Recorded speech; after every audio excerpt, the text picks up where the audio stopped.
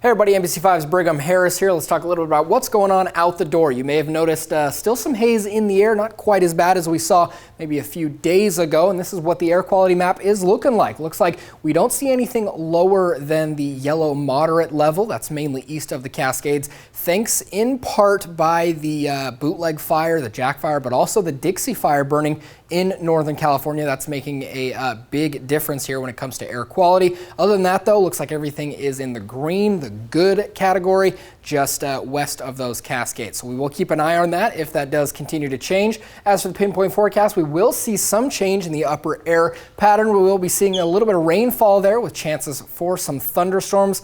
Lightning strikes are also in the forecast. Not something you are too excited to see, especially in the middle of fire season here, but you saw a good amount of rainfall that will be coming through the area in multiple different waves. So let's take a look at it. Up until tomorrow afternoon, you get that much, and then once we get into Saturday morning, then you kind of see a little bit more, and so on and so forth. Now, as we make our way throughout the weekend, it's important to know that there still are a good amount of watches and warnings for nearly the entire area. You can see red flag warnings for most of the counties here in Southern Oregon as well as Northern California, and not to mention, as we get even further into the week, an excessive heat warning issued for a whole lot of the western counties. You can see lots of Siskiyou as well as Jackson, Josephine, Curry, Coos, and Douglas County under that excessive heat warning until tomorrow evening. So be as careful as you can. Like we said, we got cooling shelters.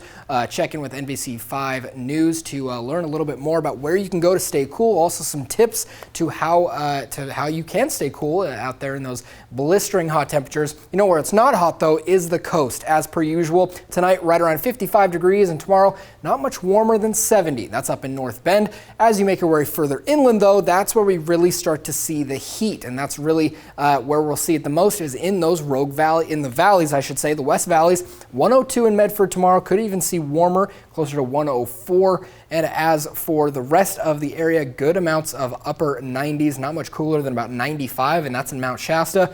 As you make your way further inland, though, it does cool down just a little bit. We're more to the low 90s in Lakeview, Paisley, Klamath Falls area, as well as in Alturas, 93 degrees for a high tomorrow. Now, 7-day forecast for the Rogue Valley does show some chances of some thunderstorms, accompanied by a little bit of rain, not as much as we would like, but some better than none. Now, as we move on throughout the region, you can see Klamath Basin, sort of the same thing, but cooler temperatures. Still, though, lightning strikes are imminent. And as we look at Northern California, very similar to the Rogue Valley as per usual. We see chances for some thunderstorms tomorrow and tonight.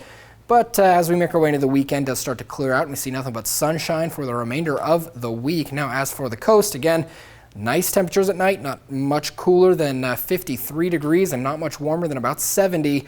And that's next week. So again, take a look at this. Lots of sunshine here, very much the anomaly for the area. Not going to be seeing triple digits out there on the coast. So everyone stay safe. Do everything you can do to keep your house fireproof, we could say. And everyone have a great, safe weekend.